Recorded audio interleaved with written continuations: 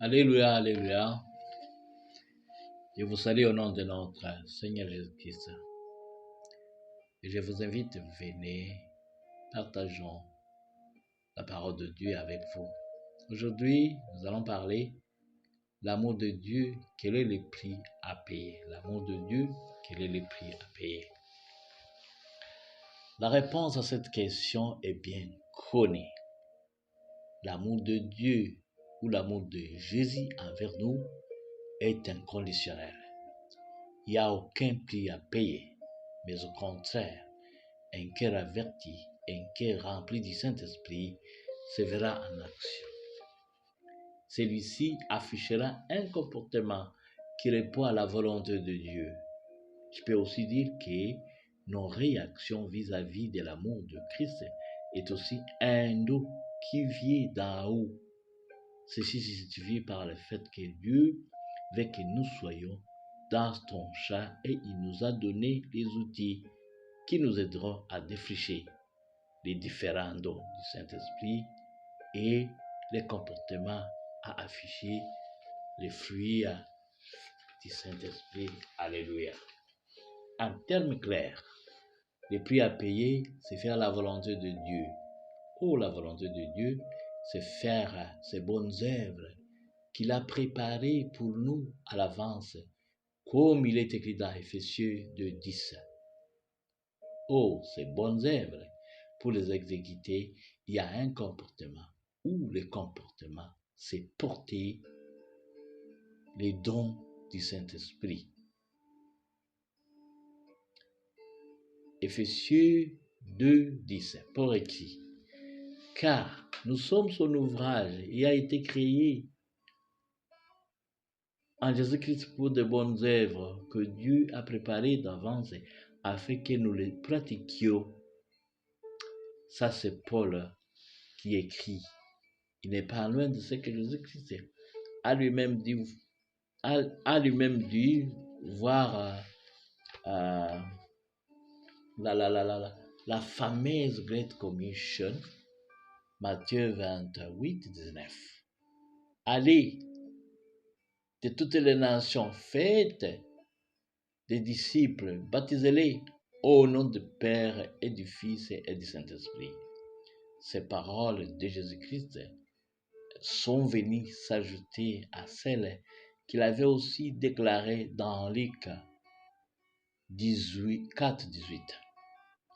Lorsqu'il a dit, l'Esprit du Seigneur repose sur moi parce qu'il m'a désigné par l'onction pour annoncer une bonne nouvelle aux pauvres. Il m'a envoyé pour proclamer aux captifs la libération, aux aveugles le recouvrement de la vie, pour apporter la délivrance aux opprimés. Faire la volonté de Dieu veut dire se faire les bonnes œuvres, comme il est écrit dans Éphésiens 2:10. Faire la volonté de Dieu, c'est prêcher la bonne nouvelle. Faire la volonté de Dieu, c'est continuer la mission de Jésus-Christ qu'il avait amorcée quand il était ici sur la terre. Il était venu nous servir d'exemple ou de modèle.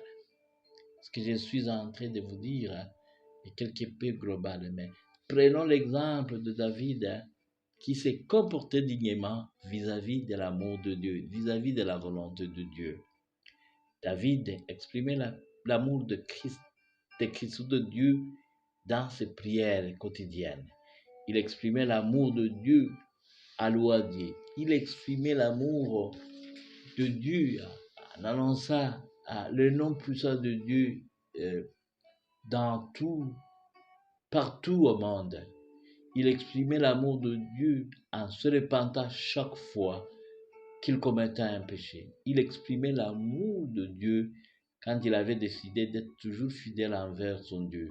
Il exprimait aussi l'amour de Dieu en donnant les offrandes à Dieu et en fait sa façon de tenir en bride sa langue. Ceci était aussi une expression d'exprimer l'amour et la crainte de l'Éternel. Amen, amen. Pour question de temps, parlons seulement au sujet de quatre actions qui exprimaient l'amour de Dieu, l'amour de Christ, ou bien l'amour de Dieu. Comment David exprimait l'amour de Dieu dans sa vie quotidienne. David priait. David répandait le nom de Dieu partout au monde. Il donnait les offrandes et gardait sa langue en bride. La prière. Celui qui aime réellement son Sauveur, il prie quotidiennement. Il est toujours en communion avec son Sauveur. Si vous aimez réellement quelqu'un, vous devez être en communion avec lui. David, lui, avait déclaré que chaque matin, chaque jour, il sera en communion avec Dieu. Quand nous lisons Psaume chapitre 5, versets 4 et 8, il est écrit, l'Éternel, le matin, tu entends ma voix, le matin, je me trouve vers toi et j'entends.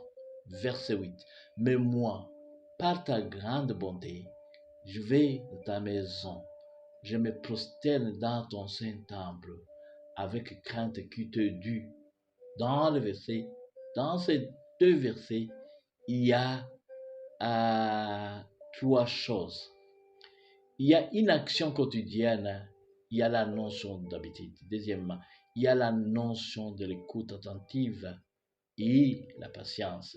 La prière n'est pas des monologues, mais au contraire, c'est un dialogue.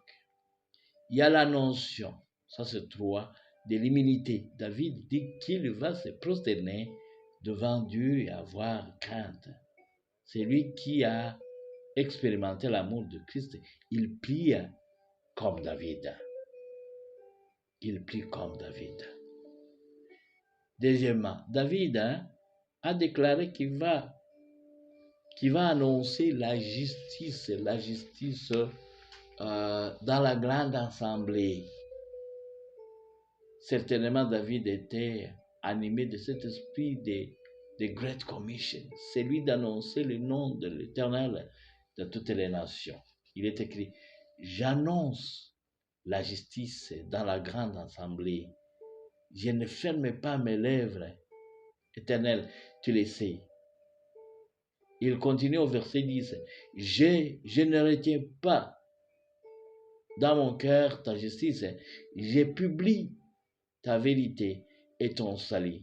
Je ne cache pas ta bonté et dans ta fidélité. Dans la grande assemblée, il se comporte comme les disciples de Jésus-Christ, bien que persécutés. Ils avaient le courage, ils avaient le bonheur d'annoncer la bonne nouvelle partout. La bonne nouvelle partout où ils passaient. Mon frère et sœur, si tu aimes, publie la vérité, publie son salut et ne cache pas sa bonté et sa fidélité. Tu auras ainsi fait sa volonté, exprimé son amour envers lui. Troisièmement, ce que David faisait, celui qui aime doit nécessairement donner, même dans notre vie quotidienne, celui qui aime donne, celui qui aime offre, comme il est écrit dans Psaume 27, 6b. J'offrirai des sacrifices dans sa tente, une offrande donnée sans amour, une dîme donnée sans amour ne sont que pire perte. Que nos offrandes et dîmes soient l'expression de l'amour que nous avons envers Dieu ou envers Jésus-Christ. Quatrièmement, par crainte de Dieu puissant, par amour du Dieu puissant, David avait décidé de bien garder sa langue, de bien gérer sa langue. Comme il est écrit dans Psaume 39, verset 2 et 3, il est écrit, Je disais, je veillerai sur mes voies de père, ne péchez pas à ma langue.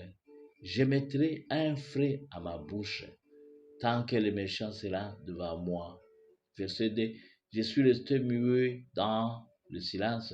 Je me suis dit, quoique malheureux et ma douleur n'était pas moins vive. Quelle bonne décision David a pris la décision de garder sa langue en bride. Il était animé de cet esprit qu'avait Jacques lorsqu'il a écrit dans son épître au chapitre 3.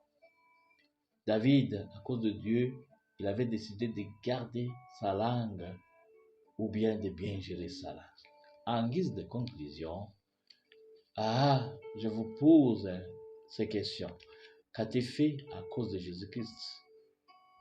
Qu'as-tu abandonné à cause de l'amour de Dieu? Que Dieu vous bénisse. Merci Seigneur parce que tu es mon Dieu. Merci par ton grand amour. Tu nous as aimés juste parce que tu es amour. Enseigne-nous à bien t'aimer comme tu le fais, mon Dieu. Retiens-nous toujours auprès de toi.